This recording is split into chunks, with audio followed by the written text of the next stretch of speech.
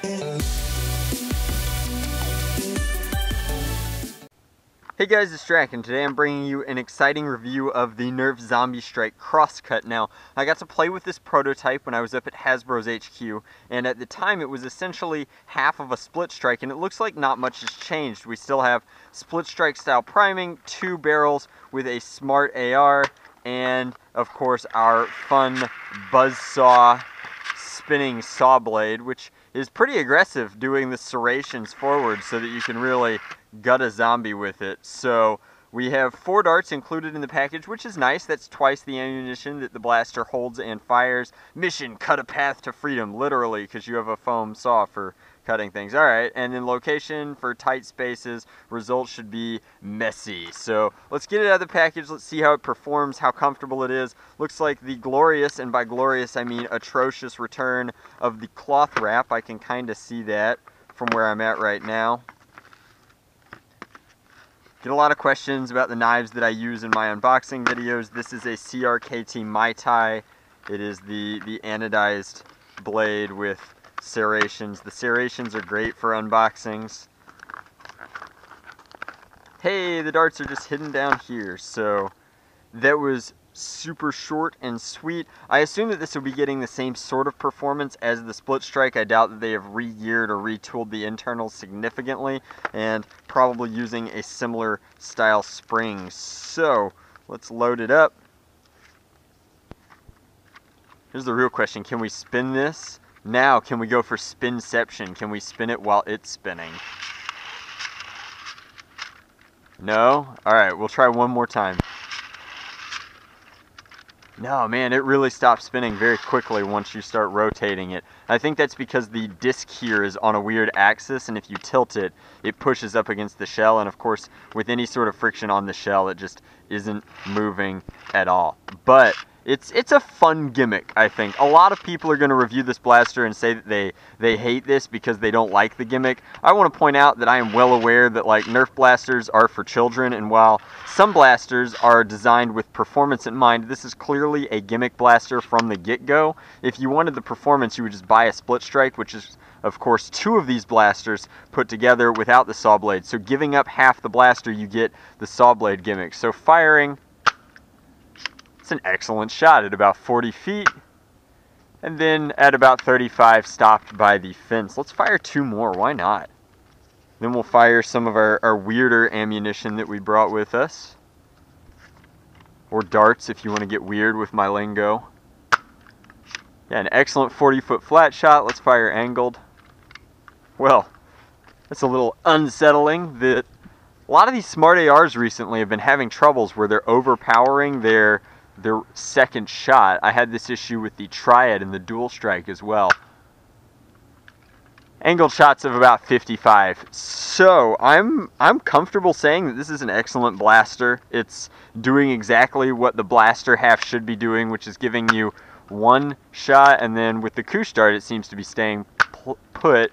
Couche Dart did not fire as well, so gives you 2 shots reasonably reliably, sometimes firing the bottom shot, which would be terrible for an HVZ scenario, but we'll try one more time, see if we can't get it to be consistent. I do think that it's strange that the effective barrel length is shorter on the second one. I hope that it's recessed, but since the darts are only sitting so far, I really wish that these were level. That's just a design thing for me. I don't get it doing it the other way.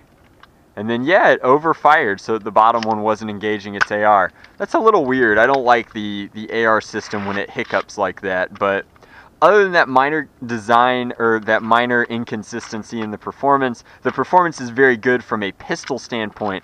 If I do a mod guide of this one, I will probably turn it into a double shot thing, just because it's already goofy, and firing both at once would be possible if you added more spring power. So I think that could be sweet. I do like the location of this rev trigger. It's very easy for me with adult-sized hands to reach the rev trigger with one hand, and I can operate the blaster simultaneously, which I think is cool. I don't get the kind of soda pop tab. I really like the normal pullback where you drop your finger in and grab, whereas this one you have to come in from the side. I think that that's just different, not necessarily worse, but it's not as comfortable for me.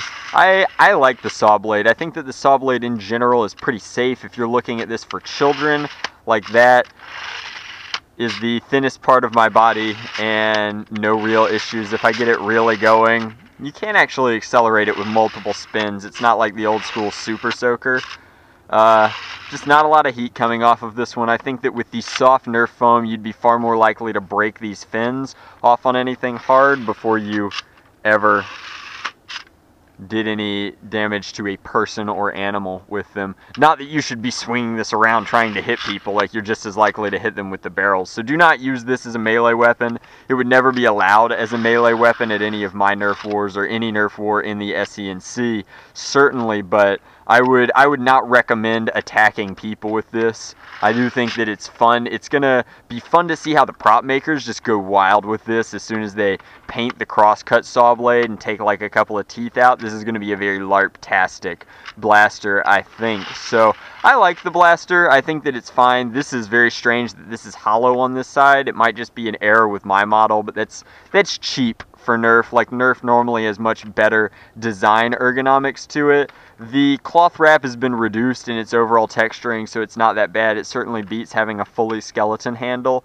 and there's plenty of room for both priming and my hand on this blaster, even when using both fingers to actuate it. So I think that the blaster is cool. I like it. I don't have any issues with it. A lot of people are going to say that it's too gimmicky for the price, and I don't necessarily agree with that. I think that this is priced properly for a fun kind of role-play scenario blaster like this. So that's my review of the Nerf Zombie Strike Crosscut. It has excellent blaster performance, and it does what it's designed to do, which is this goofy spinning blade gimmick, and it does that very well, I think. So I enjoyed playing with it, and I hope you guys enjoyed the review.